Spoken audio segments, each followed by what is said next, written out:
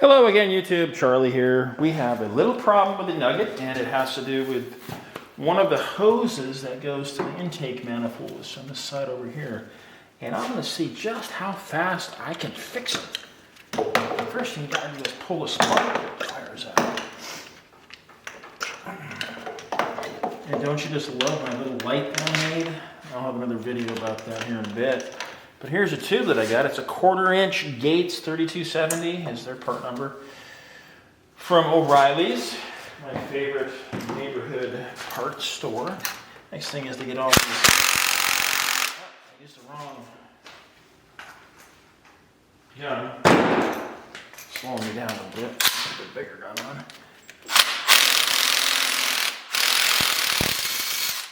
There we go. And this guy right there. Put those there. And this one. Get that one out. Get those cables out of the way. What's wrong with that guy? And we want to pull this guy off here.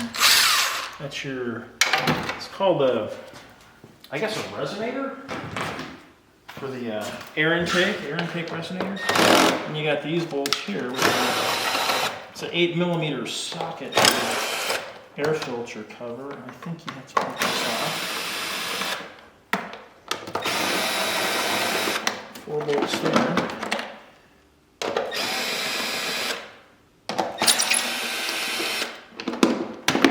And it's loose. You can pull this up and pull that off. And with the pliers, you loosen this guy. Loosen this guy right here. Off and get it out of the way.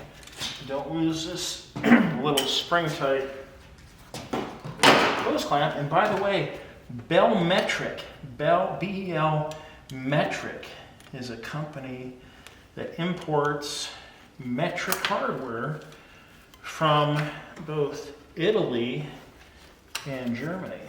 And they have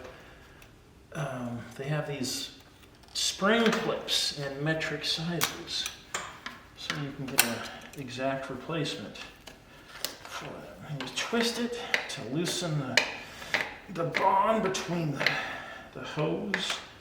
Let's see if there's any coolant that comes out. And by the way, I'm at the Anchorage Makerspace.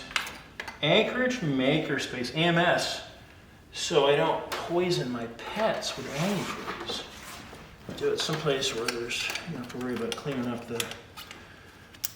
the floor. Okay, so there's the second clamp. I gotta twist this off. And then we'll be able to look at the, I need to get a camera person to do the close-ups here. This is the hose that's bad. Gotta wiggle it off. Now this goes into the intake manifold, and I believe it prevents icing of the idle air control valve, the IAC, I believe. There we go. So here is the hose that is faulty, and you can see right there. There's the hole. And it's causing a pressure drop, so it overheats. And you look at the old one and the new one. I cut it a little bit too short. So let's go recut that. I'll be right back.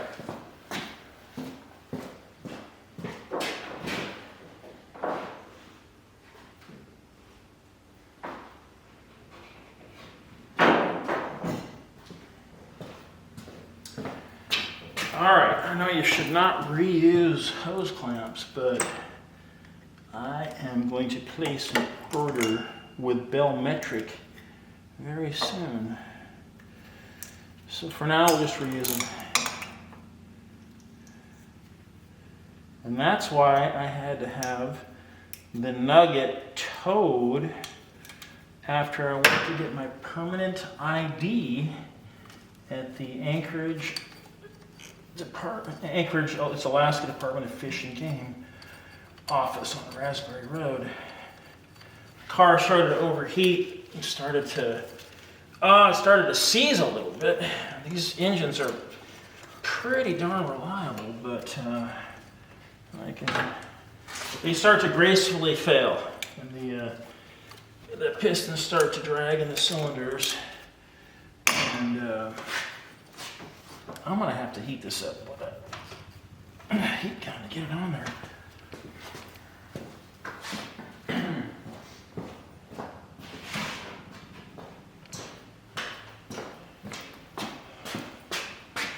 Yeah, so the Anchorage Makerspace, you know, we've got, I think there's 55 members, and there's only a few that are here on a regular basis. So for me, it's a really good opportunity between doing 3D prints and CNC routing and laser cutting and all kinds of woodworking. I got this massive CNC router. Okay, I think that's good there. Keep this one up. Pretty flexible. Put the hose clamps back down the bottom there. Wish I had a camera person to give you some close-ups, but I just don't have one yet.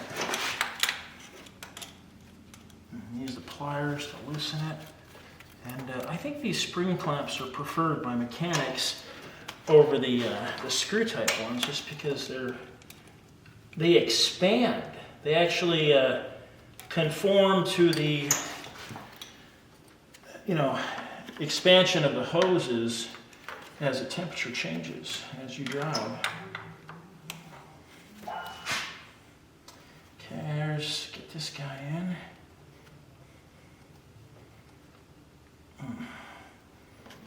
Come on. Need to put a little something on there.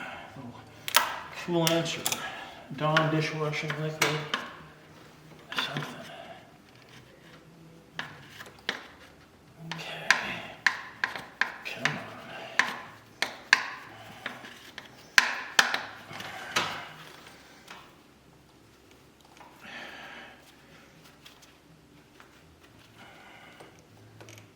Should have put this one on first.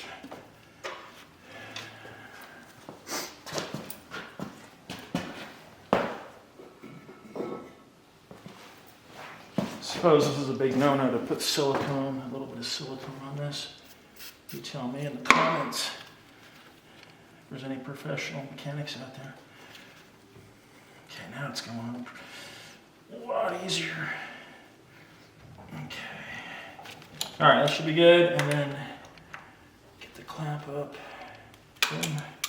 Put this one on, clamp. Slide it all on, put that guy on. Okay, and then this guy again. These cars are so hard to work on. There's no space in the engine compartment.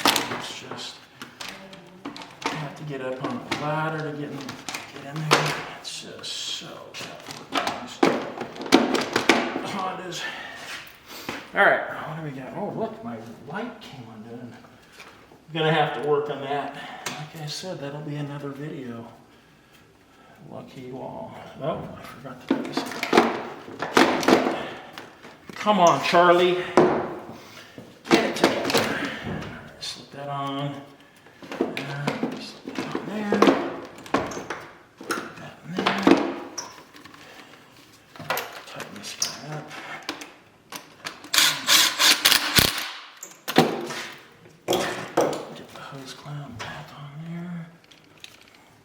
And yes, I do talk to myself, but especially when I'm on YouTube.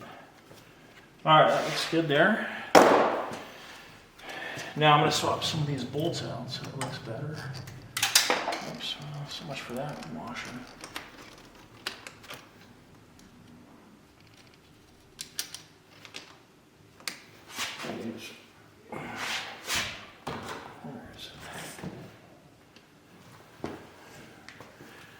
my 10mm nut driver to get it started.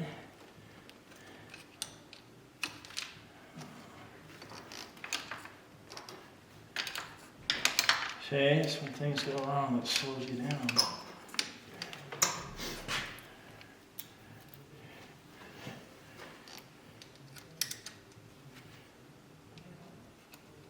Take your time.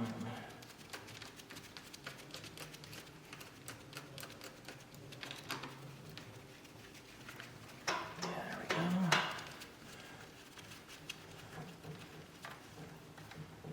That one's in.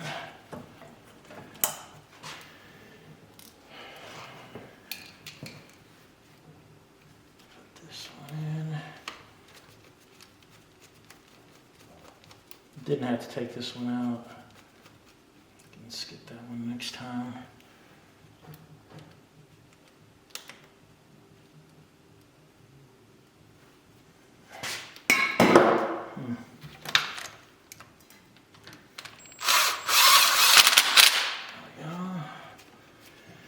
That's good. I think all that's left is the spark plug wires.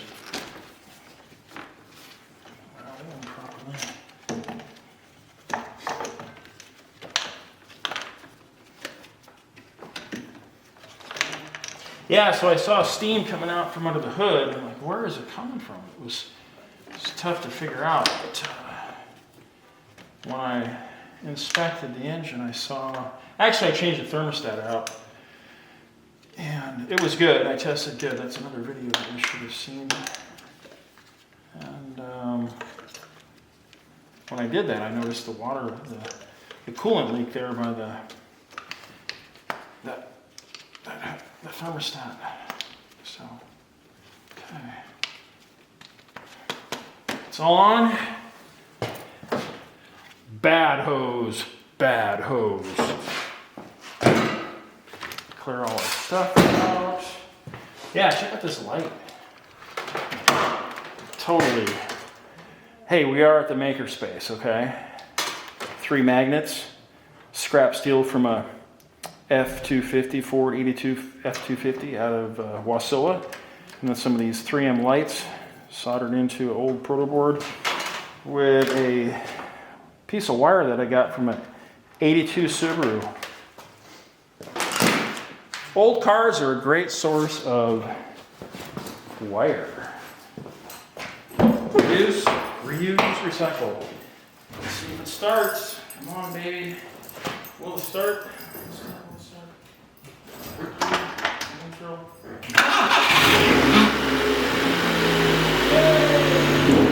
Starts! And that should be the end of it. All right, thanks for watching.